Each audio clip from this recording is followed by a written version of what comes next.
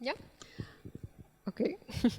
So, first of all, thanks so much for coming tonight. I think this is the biggest, by far the biggest stage I've ever been on, sit on, and the biggest screen I've ever used to present. So I feel very honored to be here and given such a stage. And so also thank you so much for kind of coming closer, and I hope we can have a nice conversation afterwards. So despite this scale. So yeah, maybe just I will start by introducing myself briefly. First of all, I want to my name is Anastasia Kubrak. I am a designer by education, and I've been also working as a researcher and for cultural institutions. And currently, I'm working in a critical media lab in Basel, where I'm doing my practice-based PhD, which has a kind of artistic component. I'm also teaching at Design Academy in Eindhoven in the Netherlands. So I've been kind of working a lot with students on subjects that we probably will be discussing, and the research that I will be presenting also basically started already. Now it's kind of scary to think 4 or 5 years ago when I was working at Het Nieuw Institute, which is a museum in the Netherlands for design, architecture, and digital culture. Anyhow, I want to say thank you again, Gallery Hraničar and Martina and Anna and Carolina for inviting me. I've been also taking part in the program last year. The program which was called Critical Zones of the Landscape. And I see some faces, very familiar faces, who also took part there.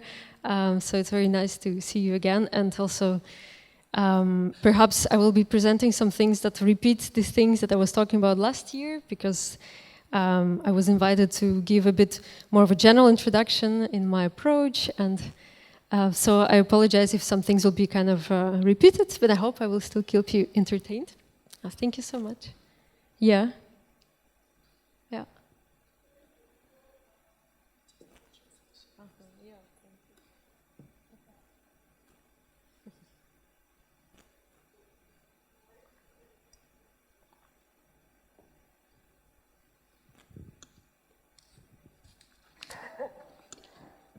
Is it okay? Oh, is this fine? It's fine, I see. Well, so I also want to say that despite me having a microphone and be on the stage, if you have a kind of questions or things that you also want to ask, just please, you can always interrupt, or for translation, I'm also happy to help and things like this. So I hope it will be, we can have a conversation. So what I'm going to talk about comes from, I guess, the central question of this beautiful and somehow ironic and also very sad film that we watched right now, which is, of course, question about lithium, and on what grounds does lithium extraction take place? And this is one of the questions that I'm also trying to look at through my work. And just a kind of, I think it would be great to start with maybe a recap why lithium is considered as a kind of major elemental or environmental cure of today. And that since its discovery in 1817, lithium has promised to cure different forms of exhaustion. So also we could say that it promised to cure exhaustion of human bodies, but also the planetary body, or the exhaustion of fossil fuels. And even though, of course, today lithium is considered to be a critical element for the energy transition, which I guess, does not need much introduction after this film, but it is considered kind of a green solution for the environmental crisis and global dependence on fossil fuels. And of course, amidst the Russian full-scale invasion of Ukraine, and the European energy crisis is now also considered comes to symbolize the independence of Western countries on oil and gas. But what is lithium really, right? So to look back at it, essentially lithium is a chemical element and a lightweight alkali metal, and it possesses qualities that make it basically indispensable for the production or the functioning of batteries, and the batteries that are still very hard to replace because of their very high energy density efficiency. So they're powering electric cars and energy storage and grids for wind and solar energy. Everything you have seen now, I mean, I don't think it needs any more introduction. But it is also not a coincidence that actually the first lithium battery, rechargeable lithium battery, was invented during another oil crisis, or another crisis, energy crisis, which was it was developed by Stanley Whittingham, somewhat ironically, at the research lab of the oil giant ExxonMobil during the oil crisis in 1973. So it is exactly during these years that there has been a lot of investments, especially in the US, but also in Europe, into renewable energy sources. And companies, even oil companies, rushed to kind of rebrand themselves and invest in electric cars. But of course, when the market stabilized and the crisis was, let's say, mitigated, the interest in batteries also dropped. And then the lithium battery, as we know it, in an electric car became only kind of attainable with Tesla and in 2008 with its launch. And I used an image which I didn't think it was exactly like the image from the film, but this was actually from a slide from a PowerPoint presentation by a company representative, a PR guy who at one of these big EV, like electric vehicles conferences, I think it was 3 years ago already, in 2020, when pandemic hit and everybody started to do these conferences online. But I think it's the only thing that is missing here is a cowboy hat, which another guy had on his on the hat. Anyhow, so but before the electric car, the batteries have reached the market through their presence or the use in a kind of small electronics. So the laptops, but also before that, mobile phones, Walkman, etc. And enabling devices to last longer without the need for recharging. Batteries also played an implicit role in our transition towards more flexible and mobile forms of labor. So they were literally giving the workers the power to do more, or power to be more, and supercharge, etc. And of course, lithium, as many other elements and materials, especially metals, has a kind of a more violent history and applications, which is, of course, to be found in the military. And especially during the nuclear frenzy of the 50s, lithium has been rather uncarefully used in the thermonuclear weapons, which also led to extremely huge and devastating explosions in the Bikini Atoll, Marshall Islands, which were done by the test. US government did the test there. And long story short, because the scientists didn't predict the reactions that lithium could provoke, the explosions were extremely huge, and the radioactive fallout was also immense and affecting a lot of populations and ecosystems, etc. And the first major applications of lithium were also in airplane engines for greases. I think it was mentioned in the film. And it's also not a surprise that it is exactly during the wars, like Second World War, that lithium extraction, even here in the Ore Mountains, which only happened like kind of in a more focused sense, it expanded during that time. So this is lithium as we know it, perhaps, but the exhaustion of fossil fuels is not the only thing that lithium is said to cure. Because lithium is also widely used as a medication for bipolar disorder or manic depressive disorder, which is used to stabilize patients' moods and sometimes even make populations happier in times of crisis. So lithium has also been found in many natural sources of mineral waters known for their sedative effects. For example, in the late 19th century, the element has been increasingly prescribed for the treatment of good uric acid diathesis, I never know how to say that, but also major psychotic disorders, so actual mania and depression, and general nervousness, hysteria, and overwork, and other fashionable diagnoses, which many of them do not exist today. So it's around 1850s that prestigious spa resorts have opened around lithium-rich springs in Europe and the US. And you can see here on the screen these postcards from crystal lithium baths, for example. So they were offering drinking and bathing cures to the exhausted workers, but mostly, of course, upper class. And with the advancement of medicine in the 20th century, a lot of these spas have been abandoned, and it's not anymore considered a major medical cure. But today, the government and multinational corporations are actually rediscovering these same territories or sites for the prospection of lithium mining. And this is something that we'll get back to in a few minutes. But the connection between lithium and exhaustion and also energy have extended well into the 20th century. So basically, after the lithium spas have become so popular, companies also started to sell the bottled waters and export them across the world. So you can still taste lithium-rich and salty waters of, for example, Gerolsteiner in Germany, or Lithia Springs or Vysídluje in Spain. And here in the Czech Republic, it would be Vincentka and Bylinska Kyselka. So as you can see in the advertising, at some point, lithium also became the major selling point of this water. And also during the Wall Street crash, the economic crash in the 1920s, actually, at the same moment, the curative, let's say, the healing aspects of lithium were advertised in 7-Up, which just came to the market and was literally called a lithiated lemon soda. And it contained lithium and also was kind of sold as a mood enhancer for the exhausted workers and housewives in particular. So on this advertising, you can see these calls to fresh up and to keep smiling in order to get a better job. So I think this connection to labor and work is something that lithium also always has carried. But of course, the growing dependence of lithium and its use and its extraction only further exacerbates the destructive symptoms that lithium pledges to soothe.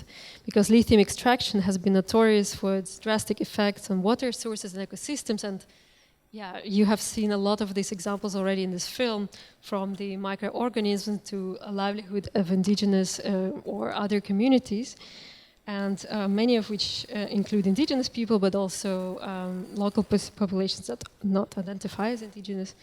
Anyways, for example, another example of this can be found in the Atacama Desert in Chile, which is also part of this lithium triangle, and where lithium basically is extracted through the process that takes a ridiculous amount of water liters of water per second, while in order to kind of concentrate, in the end, a very small amount of lithium.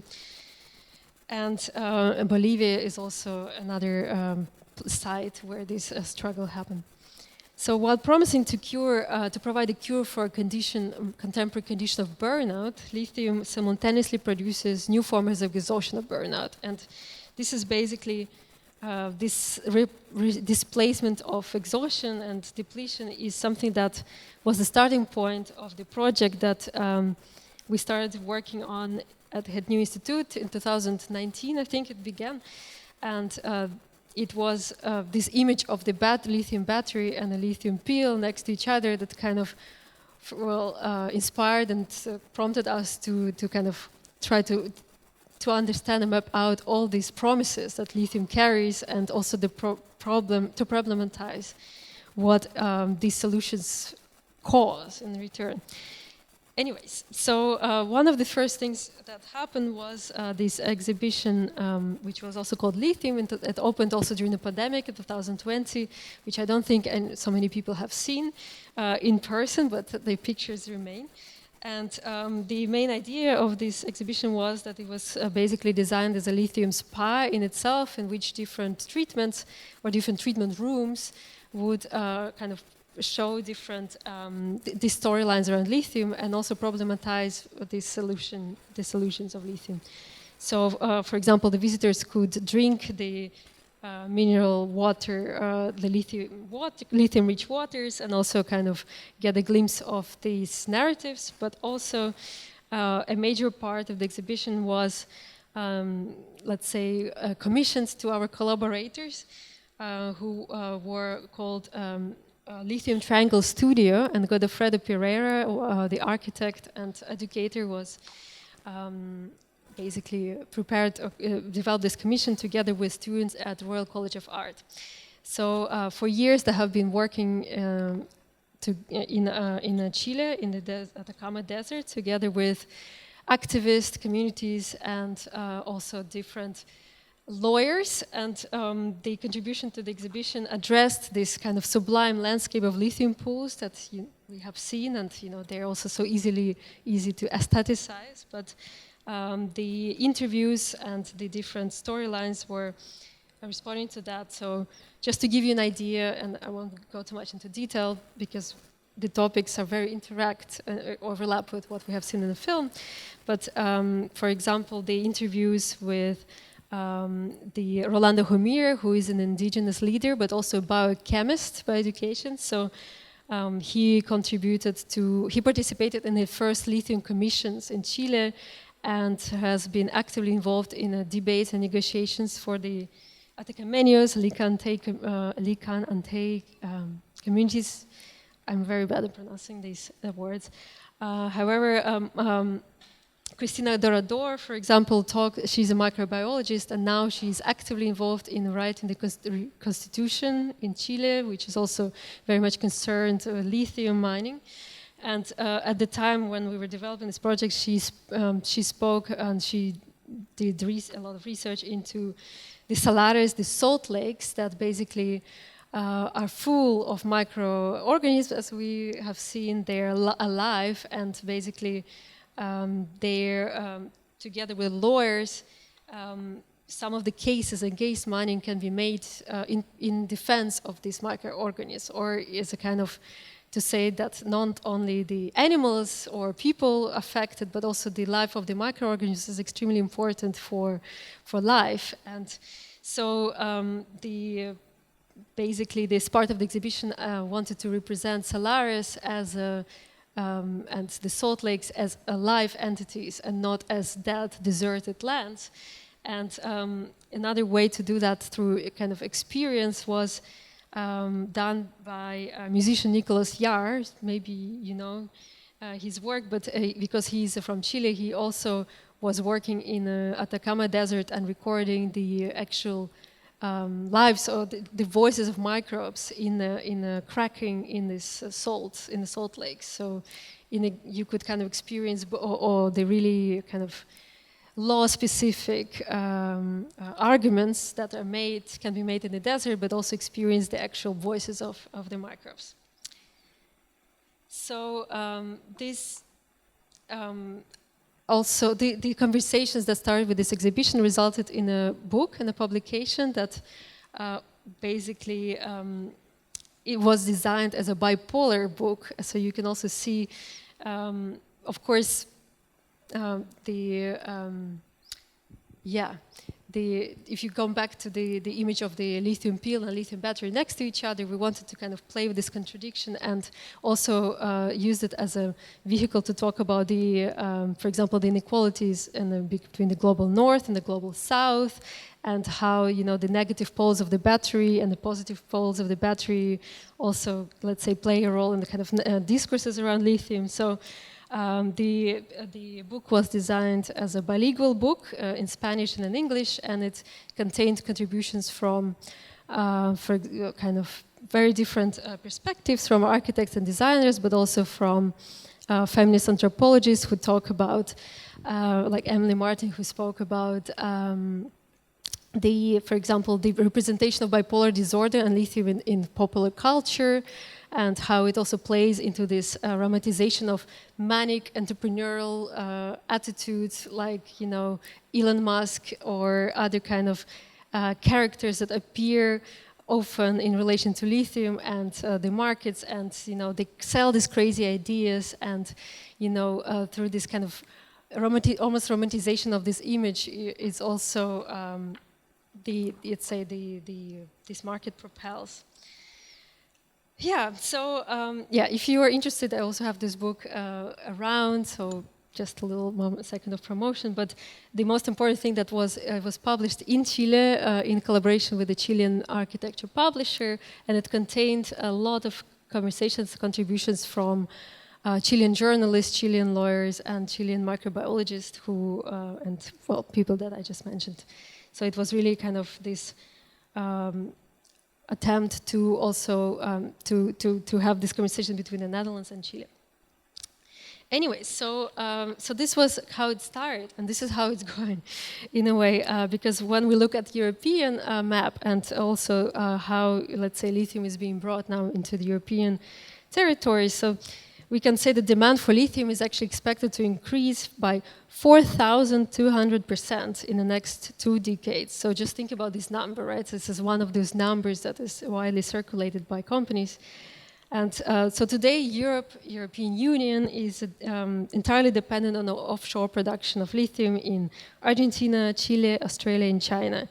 And it is in response to these concerns that European states are now partnering up with corporations, multinationals, for the investment into European domestic or kind of home mining, which would presumably be more sustainable and secure. So in September 2022, the President of the European Commission, Ursula von der Leyen, opened her speech with the words that lithium and rare earths will soon be more important than oil and gas. So she went to announce that the EU Critical Raw Material Act, a new legislation meant to provide Europe with faster access to raw materials. Striving to ensure the production of critical metals, the EU is ready to sign off a set of new laws offering lucrative tax incentives and streamlining tedious permitting procedures for companies who want to open new mines. Yet many prospective lithium mining projects in Europe also face fierce local opposition and resistance due to the risks of land dispossession, toxic contamination, and ecocide at large, complicating such hopeful appeals. So perhaps you might have heard in the media about the kind of major uprising or protest gatherings in Portugal, in northern Portugal, where I wouldn't be able to tell you the exact number, but at least 5, maybe 10 major lithium projects are kind of ready to start, and one of them was already got approved just a few weeks ago in Covas de Barroso. And there, the kind of the resistance and the strength of this movement is quite impressive, and it took part of course, kind of more, let's say, traditional forms of protest and occupation, but also as a kind of celebrative gatherings of carnivals, and which something that really inspired the next, let's say, thing that I'm going to talk about, which is the exhibition in Portugal, which opened, which was on show 2 months ago for the past 2 months, which called Compulsive Desires. It was curated by Marina Otero Rezier, with who we co-curated the lithium exhibition that I showed before. I forgot to mention. So I worked on the previous exhibition in the role of a researcher and co-curator, and in this exhibition I was only a contributor, and Marina was the curator of the show.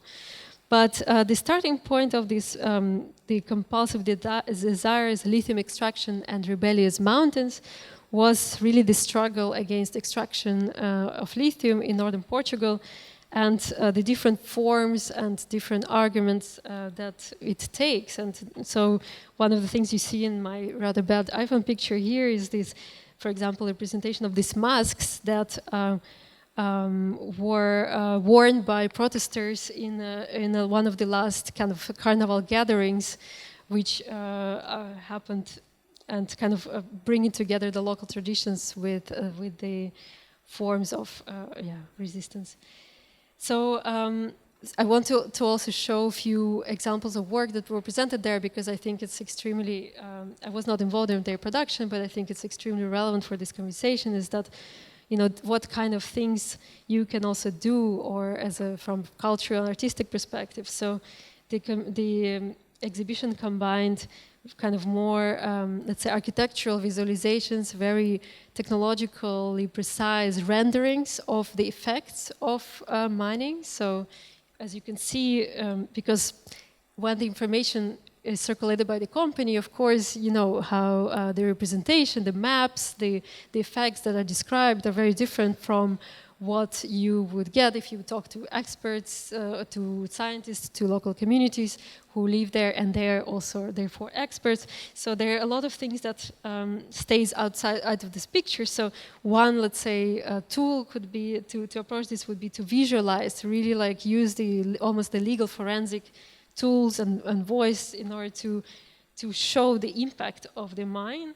But on the right side, you see the image, or actually there was a film of the community that is kind of very strongly bonded over the struggles. Some people were living there already. Some people moved specifically to the region in order to participate. And this line of the video goes as, so there is no law that can make me get screwed without a fuss. And I thought it was very beautiful because they used their kind of the music, the traditional music, and they wrote a song that responded to this situation.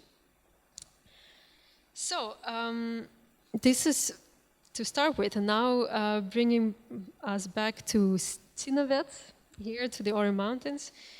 What we have here is one of the biggest hard rock lithium deposits in Europe, and is located right here on the border between Germany and Czech Republic. And I know that the rich history of mining in this region absolutely does not need introduction here, because I imagine that much more experts sit in the audience. That I'm absolutely not an expert on that, but I think that's there is a very kind of still strong similarities between the sites we have seen even in Argentina, because the extraction of lithium only follows the other cycles of extraction of silver or tin or tungsten or wolfram, if in another language. So it's, in a way, it does not appear out of the blue, and very often it continues the kind of the sometimes forgotten, sometimes already closed histories of extraction, sometimes very active ones. So here the mining goes back to the 14th century and has continued until 90s. And lithium, even though lithium was found here already back in the 1840s, it was only kind of sporadically extracted as byproduct, and except for a few times when it had sparked interest, commercial interest, and then it kind of fell back again, and other metals were deemed more important, and the prices were more plausible for their mining. So what we have here is, again, this kind of beautiful corporate slogans. For example, European lithium for Europe, or kind of European mining only for Europe, or lithium security. And what we can see that also with the expansion of the coal mining, of course, in this region, in the aftermath of the Second World War, and further on, that the region's image as well and economy has been systematically disadvantaged. And this is also one of the arguments and the reasons why lithium project today receives funding from the European Union and European governmental bodies. For example, European Battery Alliance or the EU Just Transition Fund that might be supporting it, because as one of the regions that will be the most affected by the transition from fossil fuels, right? So basically the promotional PowerPoints of companies like European Metals, the multinational Australian registered company, present the new underground mine as a solution to both climate but also to social issues. So the mine is presumed to create thousands of jobs, well, which we know that might not be true, and make use of very clean technologies such as electric vehicles, mining fleets, green hydrogen, and even green explosives. So if you want, we can go back to that later, but I also find it, this kind of the rhetoric is very interesting. But the slopes of the Ore Mountains have been not only famous for its, let's say, dark miners' legends, because here the history of mining and bathing and drinking minerals have also been for centuries intertwined. Cínavet's or Zinwald deposit is located only 10 kilometers away from Teplice, the oldest spa town in Czech Republic, once famous all over the world for its healing mineral springs.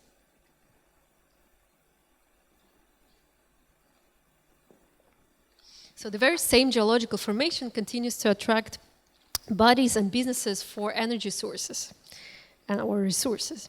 So, and the similar overlap actually occurs in different sites across Europe. So, what we see here, we see in Covas de Barroso, which is located only 15 kilometers away from Vidago, which was one of the most famous, also 19th century spa, which contains a lot of lithium. The very similar pattern can be observed in Jadar Valley in Serbia, which is there's also a huge mining project led by mining conglomerate Rio Tinto, and is located very close to Banja Kovilača, which is also one of the oldest Serbian spas. We can see that in Germany, next to Baden-Baden, which you perhaps have all heard about because of its hot geothermal springs, which also replenish its lithium-rich fountains. And today, very close by, there is an area between Basel and Mannheim, which is currently promoted to become the lithium valley of Europe and become the model region for the first carbon-free extraction of lithium. So the same kind of the geothermal rhetoric comes there. Austria, Russia, Ukraine, the same pattern can be observed across very different locations, and it is a matter, of course, of also seeing which industries and which projects will take off in the next couple of years. So basically this overlap and different uses of lithium and this kind of intersection of histories is something that I've been really kind of obsessed about in my project or my research, and this is also the focus of my PhD research that I'm currently, I always feel like I'm just beginning, but I guess it's part of PhD. Anyway, so what I'm doing is my project that I combine, let's say, the archival research, but also the cultural, in some elements of cultural analysis, but also interviews and different embodied practices such as collective bathing or drinking of mineral waters. So, of course, it's kind of, I always say it as a joke, which is not necessarily a joke because it's true that this research offers me opportunities to, swim a lot in spas and understand the effect of mineral waters on myself. But I think that's also, over the years, it also have become actually accidentally become a very interesting method to have conversations and with people around about lithium extraction. So what you see here is an image from last year's program, Critical Zones of the Landscape, organized by Gallery Hraničar, in which, in this case, we bathed in old mining infrastructure, a piece, kind of a pond, which was left from the former mining. And it was followed a lot of days of a gathering in which we talked among each other, but also to the local activists and inhabitants of Sinovac, and were guided through the different aspects of the project. And as you can see here, for example, on the picture on the right, and I want to stress that, of course, I owe a lot of things that I'm also right now writing about or discovering to this collaboration, and with Karolina Žižkova, who is also here, and Martina and Anna, and Gallery Hraničar in general, because I think these kind of gatherings form a very great opportunity to just exchange. The similar collaboration also happened in Porto in relation to the exhibition, which I have previously shown, in which different artists, researchers, and also experts on mining, or not on mining, but the experts on the effects of mining, I would say, bathed together in hot springs, which would soon be destroyed because of, or could be affected because of the lithium project.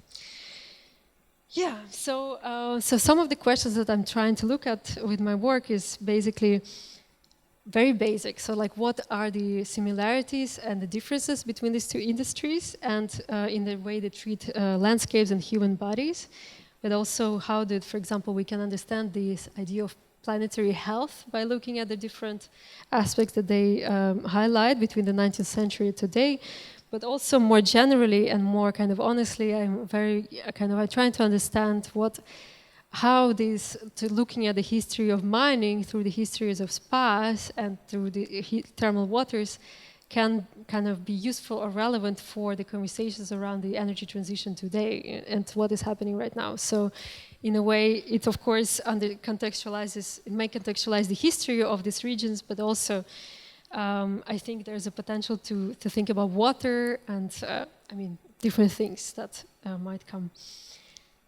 Anyway, so what I wanted to do in the last part of this presentation, and then I would love to have a conversation with you about this, is to show a fragment of the latest things that I've been working on, which also was the contribution to the exhibition, which was called Unbathing in Mining Grounds. And while many contributions in that exhibition really focused on the lithium in Portugal, I really wanted to actually bridge the conversation, at least first of all, by crossing these two different industries and thinking about Vidago Spa and Teplice Spa and their fate, but also to bring the voice of Kamila Vitek and Karolina to the exhibition, which and Kamila Vitek is the person with whom we collaborated last year and who is basically leading the opposition to the project here. So in the work I wanted to focus on basically on these two different industries and how they're also portrayed and argumented through documents that, of course, is a very important tool for the companies, such as, for example, different assessments, but also how the 19th century medical reports or documents, in a way, could be seen as a sort of mirror of these reports or these arguments. And so what you could see, kind of a two-screen installation, which these two industries are put into dialogue. And this is another image from the film. So, but I decided not to show the film because I think it was actually designed to kind of be more part of the exhibition, and it was rather repetitive. So what I wanted to do is to read a short fragment of a text that I was working on lately, and just to walk you through some narratives that kind of talk about things I'm very obsessed with. So, if it's okay, I will read it few minutes.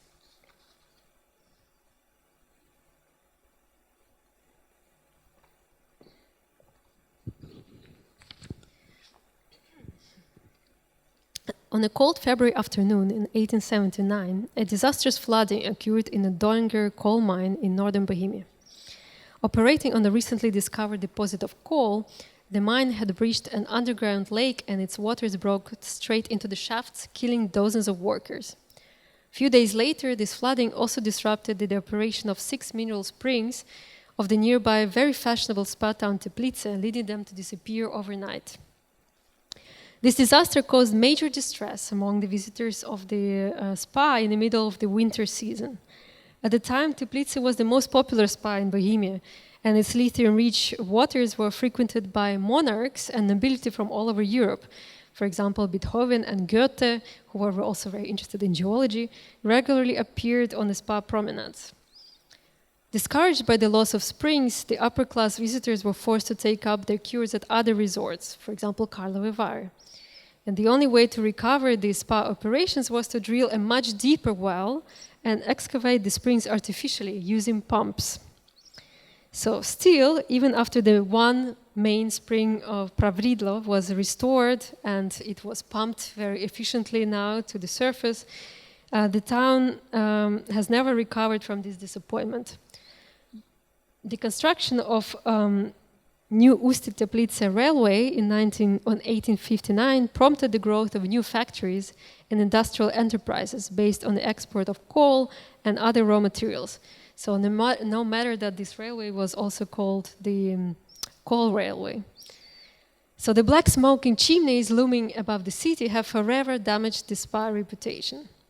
Today, the spa finds itself in a state close to neglected, while other Bohemian spa towns at least continue to attract tourists and are generally much better known. So these events have also led to the establishment of stricter regulations between the spas and the mines. For example, reaching a settlement in 1895 on how the water levels between the two industries should be managed. So already in the very beginning of the century, the spa owners and municipalities had formed a special spa commission to protect the town and the landscape from the polluting effects of mining. Though still the establishment of the spa protection zones, and which actually still exist, and hydrological fixes such as pumps have little effect on the future, because spa historians actually point out that this system primarily served the interest of miners, and the coal mining has remained the dominant industry in the region until today. The relation between these two industries can also be traced back through the work of two Austrian spa doctors and balneologists, Franz Ambrosius Reuss and his son August Emanuel von Reuss. Between 1790 and 1873, so entire century, both scientists lived in a spa town Bilin and studied the medical effects of the mineral springs.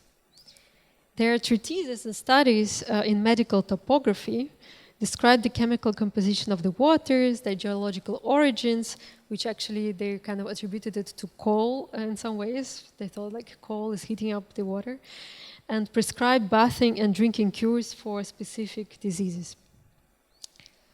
So their surveys considered the landscape and climate as part of the spa regimen. So they celebrated the exceptionally clean air, fertile farming lands, incomparable trees, unique animal species, and picturesque walks prescribed for patients after hours of bathing. And while calling the springs a source of national wealth or imperial wealth, the elder Reuss acknowledged that the cure only worked in harmony with the landscape. But both men were not only renowned for their work as spa doctors, they were also, the scientific society actually knew them much better as pioneering geologists and mineralogists.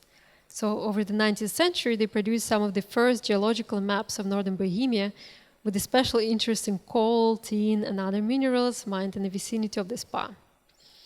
And one of the mines that they studied and officially supervised was Synovets, known today as the biggest hard rock lithium deposit in Europe. So the operations of both industries have been closely interconnected through their material infrastructures, but also legal agreements and also similar scientific instruments, such as the map that you can see here. And these media have also contributed to the so-called resourcification of the region of the Ore Mountains, which is basically still shaping this speculation around these metals for European Metals, the company. And as we speak, the underground lithium deposit is being prospected by Deutsche Lithium on the German side, which is already outdated memo, because as I learned an hour ago, Deutsche Lithium does not longer prospect the project, but another Australian company took over the mining on the German side, not mining, the exploration of the project. And in the Czech Republic, it is explored jointly by Geomet, which is owned by European Metals, an Australian registered company, and by ČEZ, a state-owned energy, half state-owned energy company. And it is scheduled to become operational in 2026. So quite soon. But in order to get permission to start mining, the companies often have or must provide environmental impact assessment, a document that they also have to commission and pay for. So the most important document that may either hinder or kind of stop the project or push the project because it would be allowed to go on. So the latest report by Geomet does acknowledge the proximity of Synovets mining project to Teplice Spa, but claims that the negative impact of mining on the spa zones and water have not been proven. Even though local citizens actively raise concerns over the disruption of water supplies and protected animal species, dust, and numerous other health hazards for different species. Yeah? So they ignored so many aspects that should have been included, says Camilla Witek from Zinnwald Association for Environmental Protection in an interview in this February to me and to Karolina. So also during this artistic gathering last year in summer, Camilla also walked us through different conflicts that the project is facing. So a conflict between European Nature Conservation Area Natura 2000, protected bird species Tetrivec, tourism areas, UNESCO mining heritage sites, etc., etc. So there's a lot of different citizen efforts to protect the landscape that could also be a part of the equation. So these companies' reports mirror the 19th century medical studies in their description of healing landscapes, yet in an exact opposite way. So this impact assessment document repeatedly renders the landscape unworthy, itself in need of a cure or of rehabilitation. And it reproduces the rhetoric of the most polluted region of Czech Republic, most ravaged by human activity, with, quote, low quality forest and low quality land. So, failing to provide any supporting evidence for these statements, the company goes on to conclude that mining will have a positive impact on climate in any case, since lithium mining contributes to sustainable mobility and low emission energy projects. Yeah.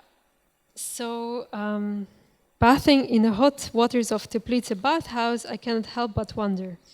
So what is the difference between this lithium-treated past and lithium-powered futures? If the popularity of lithium waters in the 19th century could be seen as a response to the growing exhaustion of bodies during industrialization, and the spas generally, you could say that they promoted care for the human body and for the landscape, at least through the preservation of these resources. Although I would also question that in some cases. But anyhow, the current boom of lithium mining could be considered in line with this development. So after all, lithium comes to equate or stand for climate. However, the fundamental difference between the two industries can reside in their understanding of scale and the target of healing, because the cures the spas had offered to the 19th century neurasthenic was still somehow bound to the location of the deposit, as one must physically come to the spring to spend the weeks drinking and bathing thermal waters, probably spending a lot of money here anyways, doing different things here if they aspire to be fixed. Today, who gets cured by the ongoing extraction projects and where their bodies and capital are located remains unclear. So this is what I wanted to share with you, and I also just kind of major disclaimer that, of course, this is a kind of ongoing research, and as I said, I'm sure a lot of people here in the audience are much more experts than me on these topics. So I would also really very much ask you to for your feedback, and anything is very, very welcome. And I want to thank again Karolina for helping me to develop the film that actually, also this storyline kind of was based on. And and the Galerie Hraničar again for inviting me to share this today. So I'm really looking forward to hear what you think. Thank you.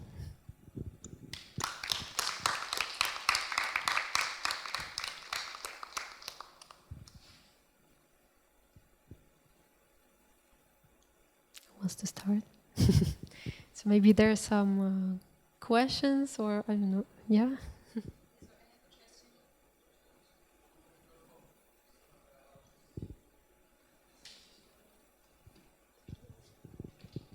Shall I give it? Or? No, I can.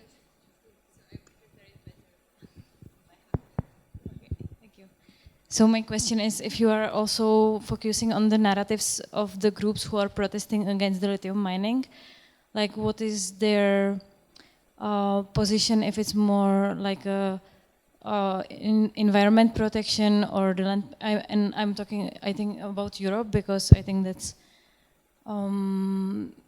that is maybe more relevant now for the discussion, because I recently spoke with some people who are protesting in Serbia against the lithium mining, and there is like the Rio Tinto company, and their outcome or their position was like that they're very much against the Green Deal, and of course I'm like also very much critical about this, but their outcome is kind of turning the direction towards atom and the Russian investments in Serbia.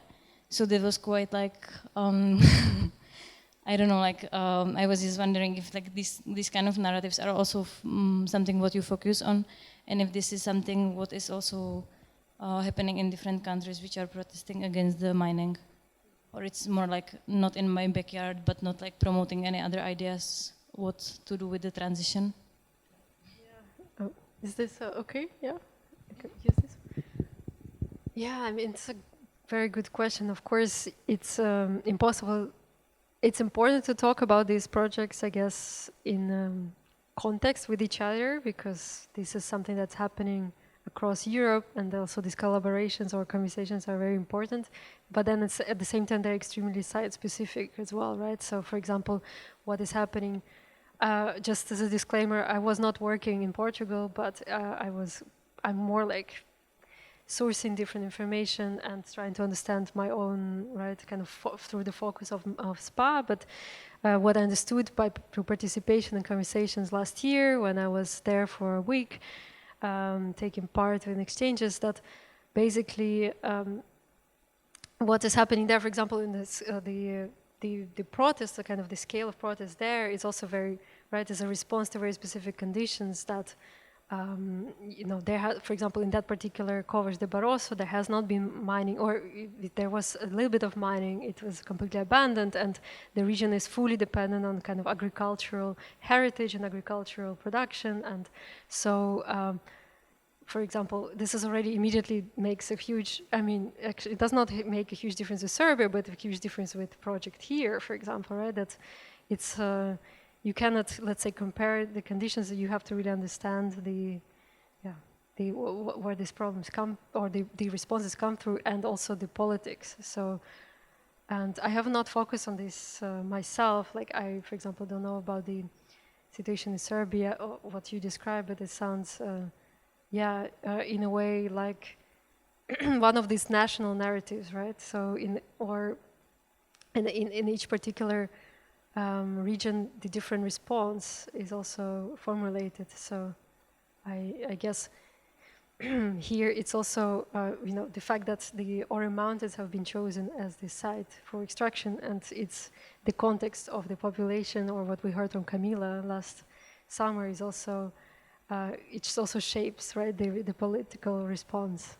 So yeah, I hope I don't know if I probably don't answer your question, but yeah, I mean, I think just to kind of zoom out and because I've been working on this, you know, also kind of from the kind of more zoomed out perspective, trying to understand also the cultural narratives around lithium. And I think it's very interesting how each kind of country, right, or also in the lithium triangle, but also here, that lithium becomes to symbolize a particular independence or a particular independence from something. But in different cases, it's from different things, and sometimes it's about national wealth, and maybe somebody else wants to respond to this question. Or,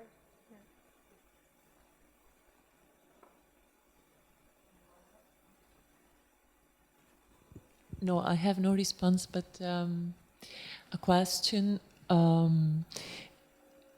because I think that your background coming from design also informs your research and what you're looking at.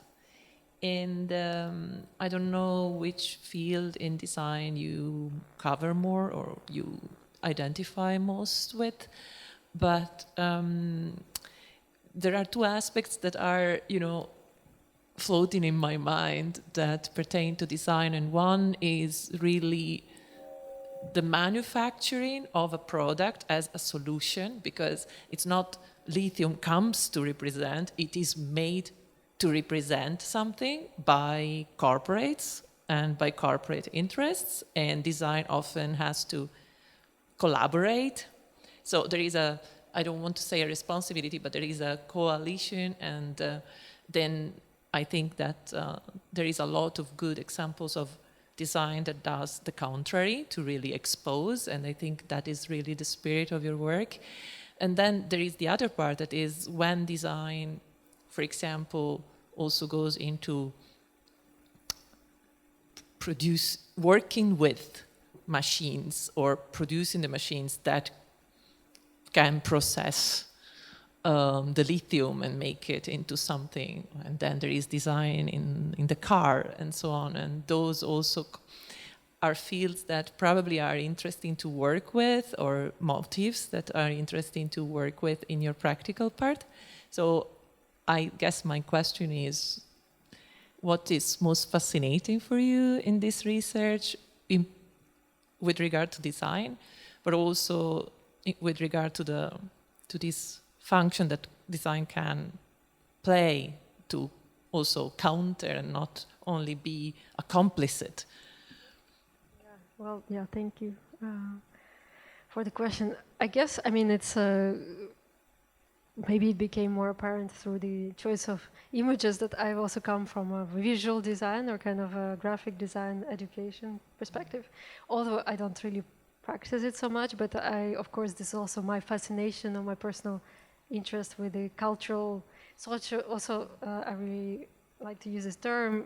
I forgot the author now. Anyways, socio-technical imaginaries, right? So this idea how these, as you say, these narratives are crafted, and of course also on the level of advertising, on the level of representation, on the level of postcards, the level of, you know, the website, like these kind of very material, stupid things, but also, of course, in many cases, the images that are circulating are also kind of instructive because the maps, they are also, like this is a very, operational image in the sense that it also generates and is used by the companies and the renders, etc. So the renders that companies use also produce certain reality. So what maybe I was not showing so much it here, but didn't necessarily develop something yet, but I was working in the last 2 years with students of information design department in the masters, and we were working on this kind of let's say an alternative periodic table and thinking about, right? I mean, this is a very kind of easy gesture perhaps, but it's also very interesting to think about counter mapping or counter narratives, and also how information is designed in order, and then how can you kind of deconstruct it and maybe reconstruct it, and through different, you know, expose these rhetorics that are repeated in completely different industries. But, you know, I think what fascinates me most about this, doing this, is that, for example, you find very cultural, metaphorical connections, right? So you see like, okay, lithium has come to symbolize efficiency, productivity, growth, all of these kind of things that we also can also understand materially, but also through the pill, that is, of course, very important. Medication, if it's used correctly, but it's also, you know, has been promoted widely as before as some kind of miraculous cure. And then, so this, you can kind of draw these parallels that, you know, from Elon Musk to the pill. But on the other hand, there's also very weird material connections between, for example, I recently learned that because, you know, so there's lithium sometimes in groundwaters, right? Because it's already present in the water, sometimes because it goes there because of the medication that is taken and then ends up in the sewage and in the groundwater. And because lithium is highly toxic, so if you take too much of it, it's extremely dangerous, right? It can be deadly toxic. That some of the regulations around medication can also hinder or play a role in, for example, stopping, or not stopping, but making much more complicated the mining projects. So, for example, the Lithium Mining Association in Europe is like negotiating for many years already to not signify lithium as a kind of super toxic element, because that would make very complex some aspects of processing lithium or la la la. So I think this is kind of where at in a way that I think maybe sometimes it seems like a very far-fetched connection, and, you know, it's beautiful to think about spas and water, but actually, you know, if you really dig into it, you know, these environmental protection things that are also popping up now in the reports, they stem back to the 19th century, and when, for example, this idea of protecting the spa emerged, it's just another example of, you know, how for example, the legal constructions around the landscape can be understood. I talk too much. Someone else. During your research, Have you found some example of eco-friendly mining of lithium? Well, I found like hundreds of those because this is what the companies are, of course, promoting. True, eco-friendly. True, yeah. I think this is one of the most difficult questions that you can ask because I think, right, I'm definitely not an expert on like the technological aspects of mining, and I think the question of alternatives is always, right, it depends on how far you want to go because I think of course, there's a recycling of lithium that is a very important aspect of it that could also be considered eco-friendly, as in, yeah, for example, I also wonder about this geothermal project in Germany that, you know, they say it's going to be carbon-free because they are not taking anything out of the ground, they only process water. But of course, it creates very different, it also creates problems, and there are different things. What companies do is they all claim this is the most, right? The kind of the biggest reserve. First of all of them are the biggest, all of them are the greenest, and what do you think? I mean, I cannot say to you that I have found this one mine that is eco-friendly, but there must be, you know, their need is for the multiplicity of approaches and solutions that, for example, can combine the recycling with perhaps, you know, also reprocessing of waste that in some cases can be, I don't know, there could be different approaches, and I think it's just, it's not about one perfect solution to the technology of the mine, I would say. Does somebody found a green or possibly eco-friendly? I'm just also really curious what you would answer to that. No? Yeah. I mean, there's also, of course, a lot of conversation about replacing lithium with another minerals or another, you know, for example, lithium can be replaced by sodium from batteries, etc. But I think it doesn't, this idea of replacing one thing with another on a very basic sense of it is not going to change the cause.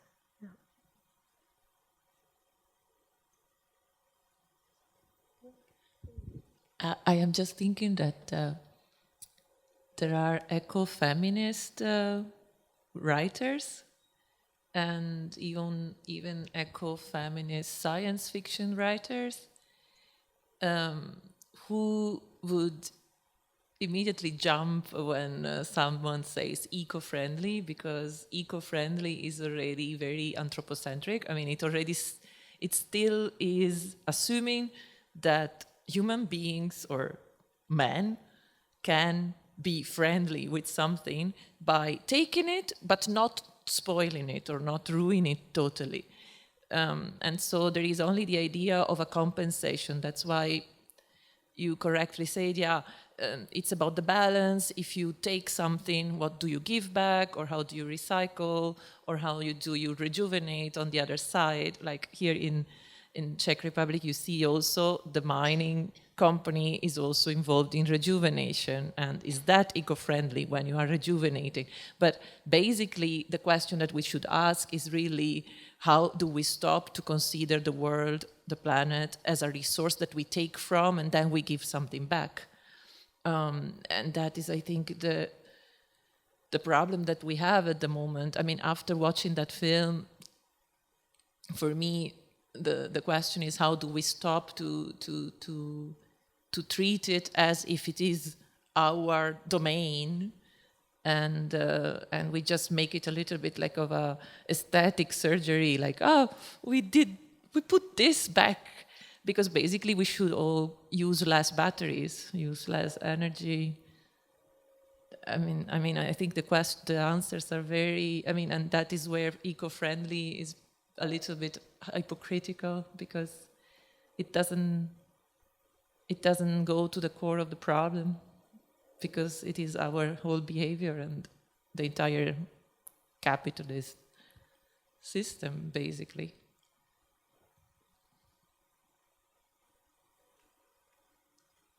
Yeah.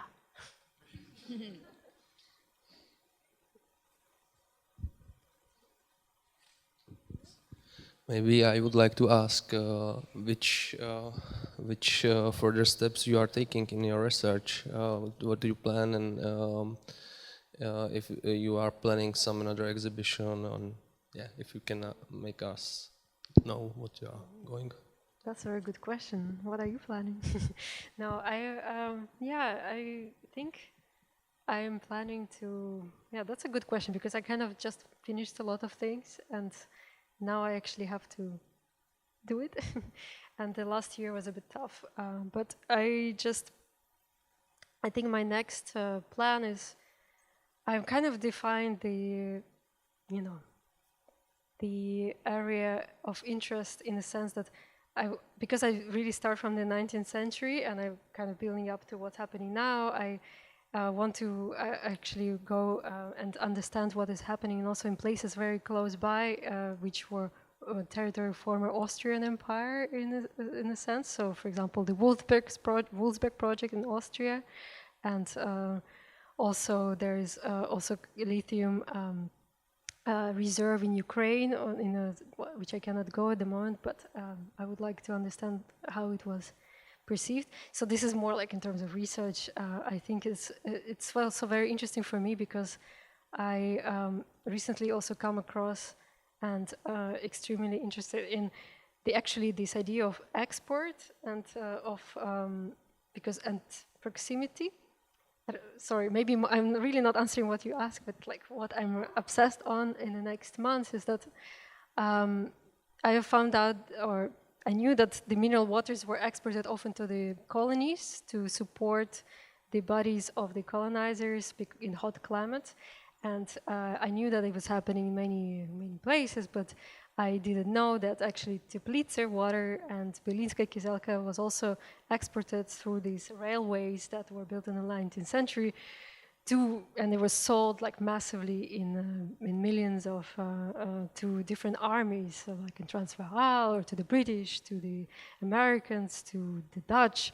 And I think it's also kind of interesting to think that this promise of the supply chain now, like that if we mine here in Europe, it will be close, everything will be close by, and the supply chain will be just around the corner. There will be mine here, and then the consumers will be here. It's also it cannot be compared to this romantic idea of bathing, because in a way there's a lot going on again with this kind of idea that the moment you can export, you will export, and probably the things that are happening here now in the extracted lithium, if it will be extracted, it will probably be processed in China.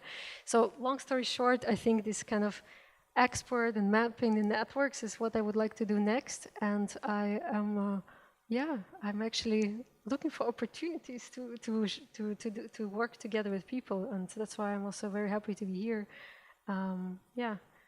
I will take a little sabbatical from teaching in the Netherlands and try to really focus on the research now, because even though I'm showing you things that I've been working on for the last years, in the end it's always something that you do more like on the side, and it's very hard to be fully immersed. So I would really like to immerse myself and also spend more time living on the sites where this has happened. Yeah.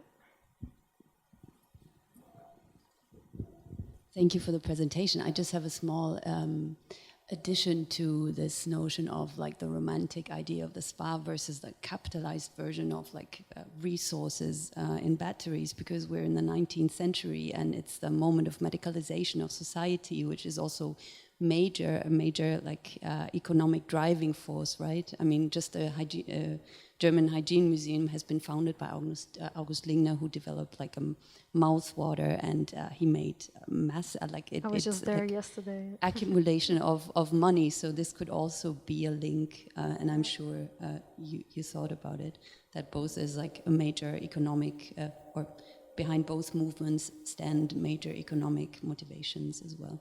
Yeah, exactly. Yeah, thanks for it. Yeah. Well, actually, I remembered. Sorry, I feel like my memory is really not working. I'm actually going to do residency this summer. I completely forgot about. But I wanted to mention it because it's going to happen in a former spa, 19th century spa in Switzerland, which was also. It doesn't have mines because Swedes don't want to mine, or they don't think they have resources. But they do have a lot of spas, and I think. It's very interesting because also close to Austria, and what I'm planning to do is actually, because there's a lot of abandoned spa infrastructure, I want to play around with it and kind of actually use these spa regimens of like drinking and bathing and walking and talking as a kind of a tool to develop conversations with people and to develop the research. So you should pass by. If you want, you're all invited.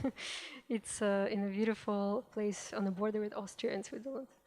So, yeah. Let me know.